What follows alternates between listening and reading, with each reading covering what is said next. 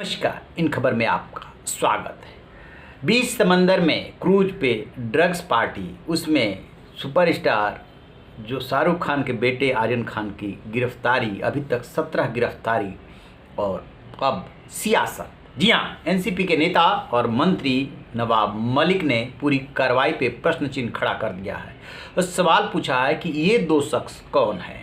उसमें से एक है मनीष भानुशाली और दूसरे हैं किरण पी गोसावी। उनका कहना यह है कि ये बीजेपी के इशारे पे कार्रवाई हुई है क्योंकि मनीष भानुशाली बीजेपी का उपाध्यक्ष है किसी विंग का। अब जब नवाब मलिक ने आरोप लगाया तो बीजेपी कैसे रिएक्ट नहीं करती, एनसीबी यानी नारकोटिक्स कंट्रोल ब्यूरो कैसे नहीं रिएक्ट करता। उसने टका सा जवाब दे दिया कि यदि उनको हमारी कार्रवाई और निष्पक्षता पे डाउट है तो अदालत जा सकते हैं। और फिर ये कहा गया कि पंचनामा करना होता है जब हम ऐसी कार्रवाई करते हैं तो ये पंचनामा के लिए वहाँ पे मौजूद थे। ठीक, लेकिन उसके बाद नवाब मलिक ने जो ट्वीट किए हैं उस ट्वीट से को पहले देख लीजिए कि कैसे ये दोनों मनीष भानुशाली और किरण गोसावी एनसीबी दफ्तर में ऐसे आ जा रहे हैं जैसे कि वो एनसीबी के कर्मचारी हो। ये दोनों वीडियो देखिए।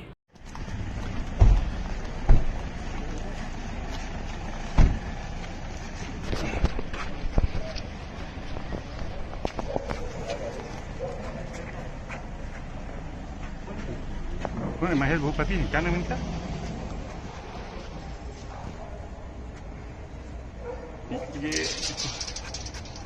ये तो वही है ना सर, थोड़ा सा अर्जी है।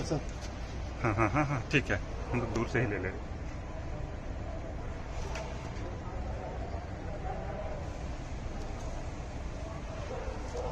आ रहे हैं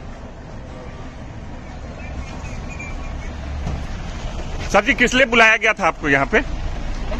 सर जी कुछ बताइएगा, किस लिए बुलाया गया था आपको यहाँ पर एनसीबी में इतनी रात को?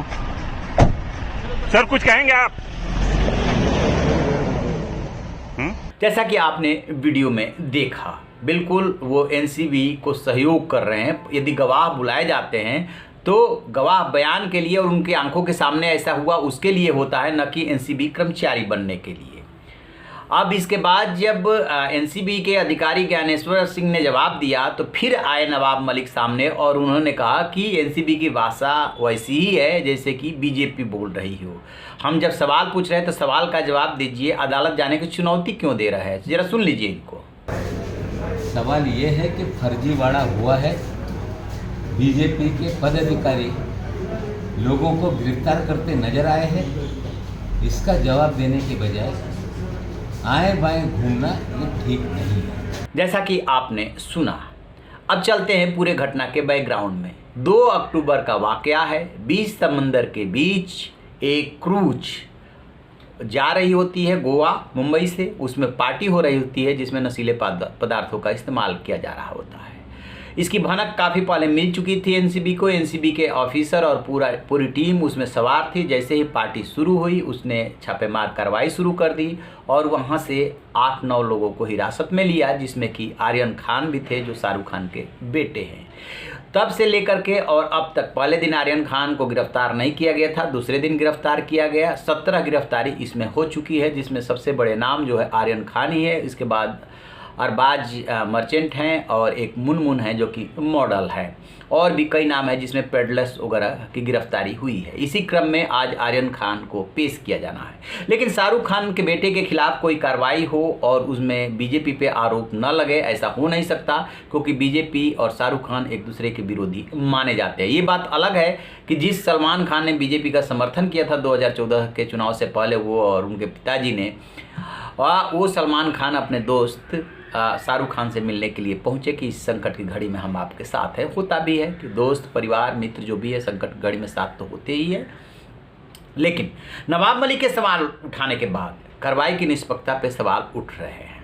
पूछा जा रहा है क्या एनसीबी ने जानबूझ के ये कार्रवाई की क्योंकि उसमें आर्यन खान सवार थे, या ये नवाब मलिक का इसलिए आरोप लगा रहे हैं, बात कुछ और है। तो उधर से जो देवेंद्र फडणवीस है, पूर्व मुख्यमंत्री, उन्होंने नवाब मलिक की दुखती रग पे हाथ रख दिया। वो कह रहे हैं कि दरअसल इसी साल के जनवरी में नवाब मलिक के जो दामाद हैं उनके खिलाफ ड्रग्स मामले में ही कार्रवाई हुई थी और सितंबर में, जिनका नाम शब्बीर है, सितंबर में उनकी जमानत हुई है।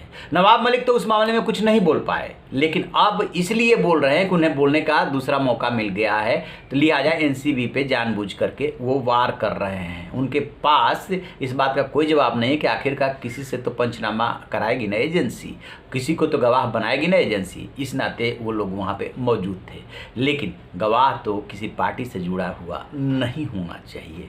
मनीष को जो इस तरीके से भानुशाली वहाँ पे उपस्थित थे और एक प्राइवेट डिटेक्टिव जो किरण है, ये उपस्थिति कहीं ना कहीं तो कार्रवाई पे सवाल खड़ा करती है। इसको लेकर के हमारी नज़र बनी हुई है, क्योंकि आर्यन खान की आज अदालत में पेशी भी होनी है। उन्हें 2 बार रिमांड मिला था एनसीबी को। आज क्या फैसला होता है, जैसे कोई अपडेट मिलेगा हम आपसे साझा करेंगे। आप रहिए बेखबर, देखते रहिए इन खबर। Thank you.